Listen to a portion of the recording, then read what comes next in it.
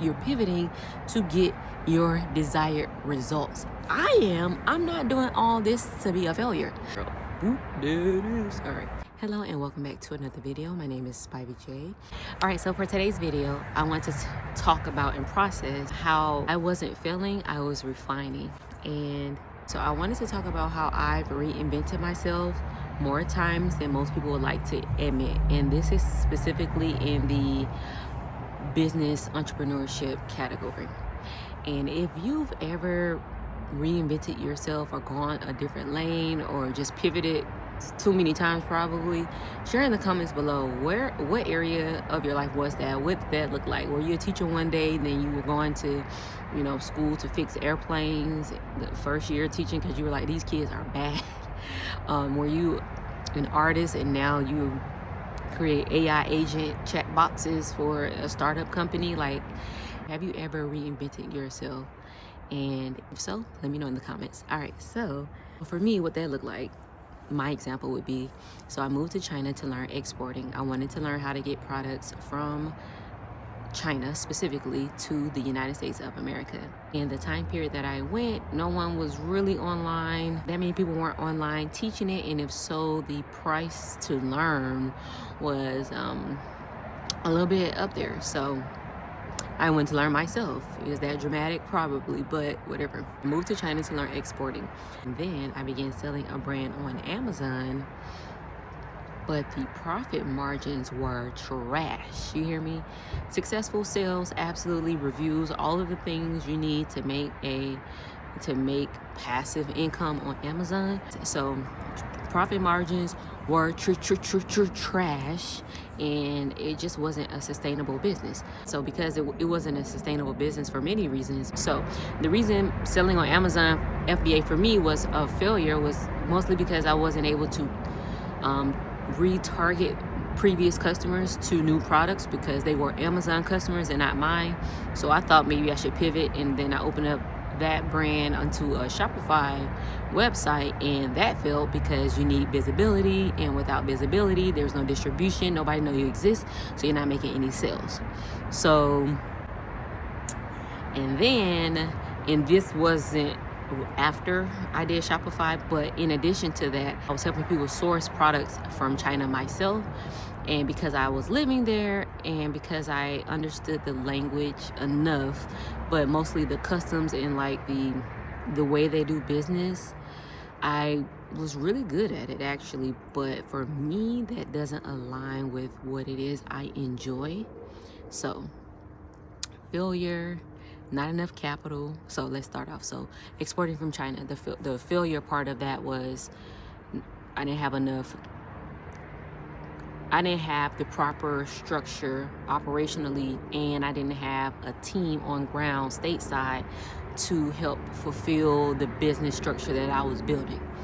That was just me going in, not knowing. Amazon, I was able to finally get traction, make sales, and go from a entrepreneur to like a small business owner. But the issue was no longer like operational. The issue was financial, which was the profit margins were just not sustainable to really build a business. And so then I pivoted, and the failure with Shopify was that there was no visibility because I was personally affected. I was personally going through things that I thought, I don't know, whatever. I didn't have the know-how on how to get people and eyeballs to my website. So no traffic, no distribution, no visibility, no sales. So that was that failure. And then as for the lane of being a sourcing agent, I knew how to do it. I made money from it, yes, but that's not aligned with what I enjoy. And I know a lot of people, if you look at a lot of the successful businesses, if you look at a lot of successful businesses, people say get into a boring business, start a boring business. And I'm pretty sure those boring businesses are profitable, but I think I'm after profit and purpose. I don't want to just and that's probably the issue. Like, I could have had a huge sourcing, I could have been an educational company teaching people how to source and doing different things like that. But for me, I need to have and I know every business, you're not going to enjoy every part of it. But for me, it's about profit and purpose. That's just for me personally. And I don't know if that has something to do with the fact that me being a woman, me being whatever, I don't know. That's just a personality thing. Is it all about the profit? Like, I want it to be meaningful to me and to the people that I'm serving. So those things didn't work, but I kept reinventing what I was doing because, for one, I was determined to succeed. And then secondly was because I'm looking for my lane. And I will tell you this, 3 of those 4 things I mentioned were because I was following the path other people had found success in. It had nothing to do with me. Actually, all 4. The 4th one, the reason I wanted to start that business was although originally it was my idea to learn how to manufacture and export products from China, it was still like I was just copying. However, it wasn't a failure. I know I called it my museum of failures. Parts of it failed, but I gained something that I could have never imagined. I couldn't journal this. And we're going to get into that. All right, so I wasn't failing, I was refining. None of those things fully aligned with who I am. So at one point in time, I used to think like, if something didn't work, that means I picked wrong and it was my fault. And I would mentally punish myself because I have to make better choices, right? If you are analytical, if you're over analytical, you just analyzing your decisions, your past decisions, for one, you're probably not making the next decision fast enough because you are a little less secure in your decision-making skills. You are hesitant because you have a history of not choosing the right path. For me, I thought that pivoting meant that I was lacking focus. At the same time, I also thought consistency meant staying in the same lane forever. So I was just having like these competing thoughts, these competing like beliefs. Really I was just making all of it up. I was just making all of it up. Because the truth is, in China, I thought proximity meant success, and it didn't. However, the positive side of that, for one, I have an experience that I was life-changing. I did learn tons of skills, international business skills that my international business university level classes could never teach. No shade, just the truth, because it was on the ground, it was raw, it was real, and it wasn't like if you ever studied a business like case study, it's very much just that problem you're studying versus like all the problems when you're doing it yourself. So that was, a way to look at that. And with Amazon, like I said, I had sales, but the margins were thin, razor thin. I don't even think there were any margins. And that's because I had to learn that revenue isn't profit. And I knew this. I knew that. But from going from it in a book and you getting tested on a piece of paper to you living and experiencing, 2 things, one can never touch the other. Experience will always topple any book work, okay? It's never going to even equate, let alone surpass, the skill set you gain when you actually physically, because you're gonna embody the process. Literally, you have to make these like adult decisions. You have to make these decisions. And and like I said, with Shopify, I thought that owning my customer base was going to solve all my problems. So I know how to export now, I know how to manufacture products, and obviously I knew how to get sales. I knew how to get sales because I was doing a good job on Amazon. But guess what? And when nobody know your website exists, nobody's gonna buy anything from you. And like I said, as a sourcing agent, yes, I made money, but that was not for me. So what now? We got all these skills. We have all these skills. You built this skill set. Now what? Every version of me, I built those skills. I built that skill set brick by brick with intent. I literally built that skill stack, both of them. Distribution, I learned margins, I learned leverage, I learned alignments. Okay, I feel like I got the quad now. The biggest shift wasn't tactical, it was identity. And that's kind of where that fourth one comes in, alignment. And I was like, now I know. Am I trying to be a big girl boss in business and just go after profit? For me, not necessarily. I stopped asking, did this work? And I started asking, is this for me? Okay, like I said, purpose, that part. So if you're pivoting right now, it doesn't mean you're failing. It doesn't mean you made the wrong decisions in the past. I'm here to tell you, none of that's true. It's made up. You're going to have the transferable skills to take with you forever, and no one can take that back because you actually experienced and gained and built. You built your profile. You built your portfolio. You built your resume. If you're pivoting right now, it doesn't mean you're unstable. Don't let the world confuse you. It mostly means that you're evolving. And that's a good thing. That's a good thing, right? You're not supposed to stay the same. You are allowed to outgrow old versions of yourself. You're allowed to outgrow other people's opinions about what you should be doing. You are allowed to move on. You are allowed to grow in whichever direction, which way you see fit for you in your life, which means you're allowed to disappoint people who prefer another one for you.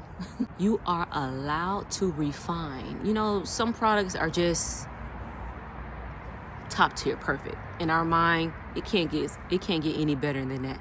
Do you know how many versions that product had to go through?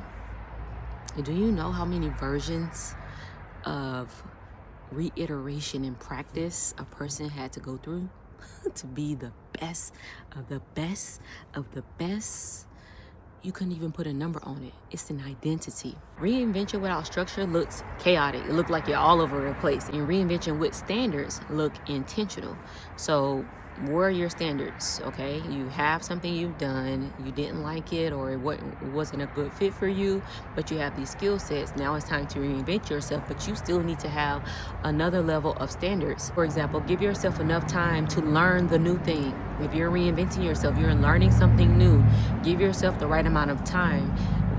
Maybe learning the next thing will take half the time as the last thing because you have those skill sets. So for me, my standards were like, I stopped reinventing myself emotionally. Okay, I stopped reinventing myself emotionally. That was like the first standard. When you're building a business, you have to have a balance that doesn't, like I said, purpose and profit. I didn't say purpose or profit. I stopped reinventing myself emotionally and I started reinventing myself deliberately. I was intentional, and I am, because I'm still in the process. That's what I think. I really enjoy watching people practice in public and try, in public, because you get to see the process of where they're going. And I think a lot of us love to follow people who are 1 or 2 steps ahead of us and not too far gone, because it's that reminder, like, I'm right here, I can do that. And then you start, and it's just fulfilling. So for me personally, I'm not reinventing because I'm lost. I'm looking for a good fit, and I hypothesize that I found a good fit, but I have to go through it to know. And the best way to get to that is to just do it. And like I was saying, purpose, profit, and purpose. I'm rebuilding because I want my professional life to align with and complement more so my personal life. I don't want those two things to compete so much, at least not in this season of my life. So I have personal priorities and responsibilities in my personal life that I don't want competing with my career or my businesses. So for me, what does that look like? I have to be structured. I have to choose what part of the day I do what, and I don't want them competing with one another. And so what that means is I don't have extra time to lollygag. I don't have time to just waste like I used to. Well, I never really had time to waste, but I gave myself time to waste because I'm building something deliberately with intent. I want to live rich on purpose. I'm talking about mentally, physically, spiritually, and financially. I say that. I'm not just saying that. I say that, but not just for this video. I embody that. So that's what it looks like. And for me, as a person who is growing through procrastination, to get on the side of it, it's been a hassle because I was over-identified myself as a procrastinator. And although that's great and it worked, when you're building something, you have to remove procrastination in so many ways, because when you do it for, I feel like when you do it for yourself, no one's dependent on you, so you can get away with it. But when you start doing and working with other people, they are dependent on you, and you're just going to overload and what's it called? You're gonna burn out. You're gonna burn out. I can't take too much more procrastination. I don't want to burn out either. I had to use a system that works repetitiously, and so I'm training myself, and I created the system. It's my own 100 days 1U habit architecture system. I created that because it worked for me in weight loss. Now I'm using it professionally on my career side, and it's tagging my behind, because procrastination, like I said, over identifying with the habits that do not contribute to my improvement, do not contribute to me living rich on purpose. So I'm face to face right now, and if you are a fellow procrastinator, I think the first thing we have to do is stop identifying as a fellow procrastinator. Let's say an ex-procrastinator. How about that? We leaving that in the past, never to be never to be seen again. Like I was saying, I'm becoming a woman that I don't want those things to compete. I want it to complement. I don't want those things to compete. I want it to complement. So that requires me to get myself together, get uniform, get organized. It requires refinement. So I've been using this system to refine how I approach. And I'm going to keep saying this. If you are interested in entrepreneurship, it is not just your career in business and how you make money. It is the intersection of your career, your business, and how you make money intersecting with who you are as a person, your interpersonal self. Okay? So that's what's coming up, and you cannot hide behind it. You can hide behind it and quit and do your side hustles and side quests and say you're an entrepreneur. But if you really want to really make impactful profit and impactful purpose like me, you're going to have to address these skills. You're going to have to address how you communicate. How I was communicating before, especially if you're especially if you're like, for me, I'm a homeschool mom. So how I communicate as an educator and how I communicate in business, over communication is important. If you're an educator or you're a homeschool mom, you've ever taught someone, you have to teach everything from an elementary, almost kindergarten level. And you have to be able to explain it. I don't do that in business, but the part that I do well is over communication, that I'm learning to do well. The part that I'm learning to do well is over communication. So this intersection of who I am as a person and my career, business, and how I make money is calling so many things out. And I know, when you start a business, they say it takes 3 years to get real traction. This is not talking about any outliers, any virality, anybody that has connections directly to the promised land. But if that's for me, I look forward to it. I don't want to get there too fast and not be prepared, is what I'm trying to say. So all of this is preparing me for that next level. I am refining the theme of the video, who I am, for my failures, my business failures, and my interpersonal shortcomings. I'm preparing and refining myself through the skills I gained from the past things that I was engulfed in and tried, and confronting who I am as a person. That refinement is required if you want to go far. Now, if you've had a successful business and you continue to be the same person you were when you started, or a worse person, how you do that, let us know in the comments. But for the majority, you're going to have to grow into the person that can emotionally hold that level of responsibility. You're going to have to grow into that. Now, I've learned that through homeschool. It sounds cute, yes, homeschool your kids, but what are you teaching them? Because if you don't teach them, you don't present it to them, someone else is going to teach them, or they'll never learn. Or you can opt out and do an online homeschool, but there are going to be gaps, and your child has unique learning. What's it called? Your child learns in their own unique way. So I'm going to cater to each individual, and because that's kind of the whole point. They might as well just go to school for the most part. That's kind of the whole point. So you're going to like refine for growth. You're gonna do that. You should do that at least. That's gonna require you to pivot. You think you're gonna go into something with. You think you're gonna go in a specific direction, and then when you get going, it's nothing like you thought. There are so many nuances. There are so many things you're like, wait, nah, and then you're gonna pivot. And the pivot is not a failure. The pivot is not a start over either, because you've going to use the skills that you gained on the way there. However, it will require you to let go old versions of yourself. Okay, the one that no longer serves the direction of your dreams, the direction of you getting that fulfillment, the fulfillment that you so desire, whether it's adventure, whatever it is. You're gonna have to, let go. Let go. You just got let go. And this is for anybody that's reinventing their self. If you are like me, I'm gonna tell you this right now so you can go ahead and get started and not keep standing still and stop over analyzing. I want you to stop panicking. What you're doing or what you did wasn't wrong, but I want you to stop panicking. And you're going to have to put one foot in front of the other and get to stepping. One step at a time. You're not in a rush, but you got to get moving. That movement, that builds momentum. That momentum is going to get you to where you need to go. But it starts with you taking a step. So if you need to pivot, if you need to reinvent yourself, take the step. Stop panicking, stop stressing. It doesn't serve you.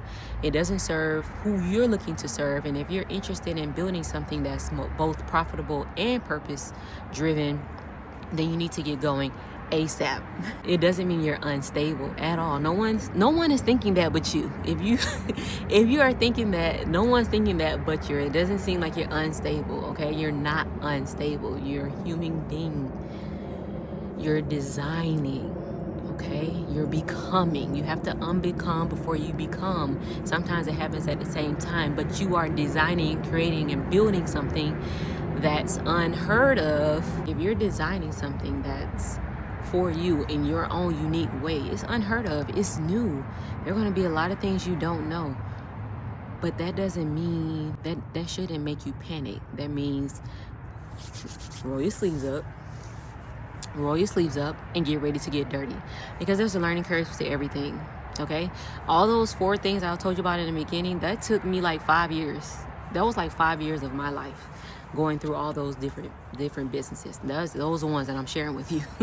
That took 5 years. I was also building a YouTube channel, not this one, another one. I was also writing a travel blog and learning how to get like affiliate sales and all of this. I was learning how to build websites. I was working with a company in China helping students get accepted into college in America. I was helping my students do interviews in English with the universities in China. Like we were selling burgers to my students.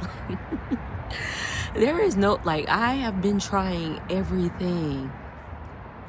I've tried so many things, like I said, and I'm just touching on some of them over a 5-year period. So how do I feel about that? How do I feel about how do you feel about the fact that you've tried all these things? I tried them though. Like, I'm not going down without a fight. Literally, I'm going to try it. I feel like in the past, my only issue, to be honest, my only thing was my staying power. I wasn't staying in anything long enough. My staying power, you gotta stay longer. And my only issue now is to ensure that I stay consistent for a long period of time. That's why I'm doing these crazy amount of day challenges, because you have to do something in a long enough time period and slowly optimize it and refine what you're doing to get to the point of like, okay, this is what works. So I know without a doubt that this is what works. It took me quite some time to figure out how to get going with sales on Amazon, but once I started getting like 10 sales a day and I learned how to do my ads and and I was learning and growing, that took time. But once I knew what I was doing, what took me months to learn, I was doing a couple hours a week and then moving on to the next thing. That's all this requires. That goes for learning how to lose weight. Like, doing 10,000 steps used to be a challenge. Now I can do it with my eyes closed. Now I'm learning how to track calories and macros or whatever that stuff means that seems so confusing. I'm pretty sure in a few months that's going to be easy. I'm going to be able to do it with my eyes closed. But right now I'm locked in. I think that goes with anything. There's a learning curve. You're going to have to learn something and stay in it long enough so that you can first gain the skill set and get some results. You're refining to get results. You're not refining to have another failure. You're refining to get results. You're reinventing yourself to get results. You're pivoting to get your desired results. I'm not doing all this to be a failure. Now I know what aligns with me. Like I said, purpose and profit and purpose it has always been that too. I don't think I just verbalized it, but now I got it. That's what experience is all about. Wisdom, the wisdom that you gain through lived experiences. Yes, love reading a book, love it, love learning, love it, love lectures, podcasts, real podcasts, audio only podcasts, video podcasts, but I don't know, it's something about an audio only podcast. Going and seeing for yourself, so you know without a doubt, and doing it and executing on it. That's how you build your wisdom. But you're not doing that just to say you did it. You want results. I want results. And if you're still watching this video, I challenge everyone to do something you think that's hard.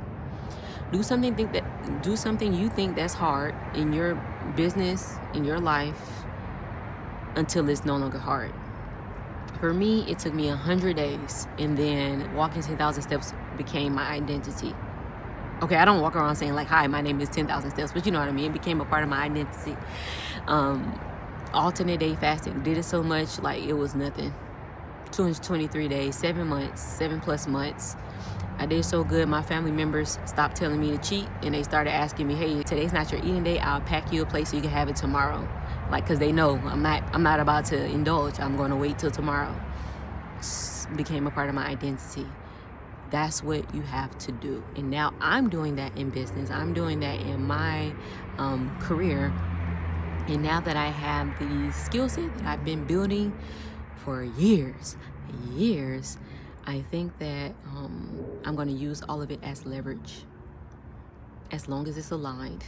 I'm going to use it as leverage as long as it's aligned, and banking on, first off, the God-given gifts, leaving space for miracles and blessings, and going for it every single day. I don't have the answers. I don't know what the whole path looked like, but I'm going to take a step, and I challenge you to take a step, and I challenge you to do something you think is hard until it becomes easy, and I want you to stay in the pocket long enough until it becomes so. Don't panic, reinvent, pivot, and refine until you get the results that you deserve, so that you can get the fulfillment in your life that you've been waiting for.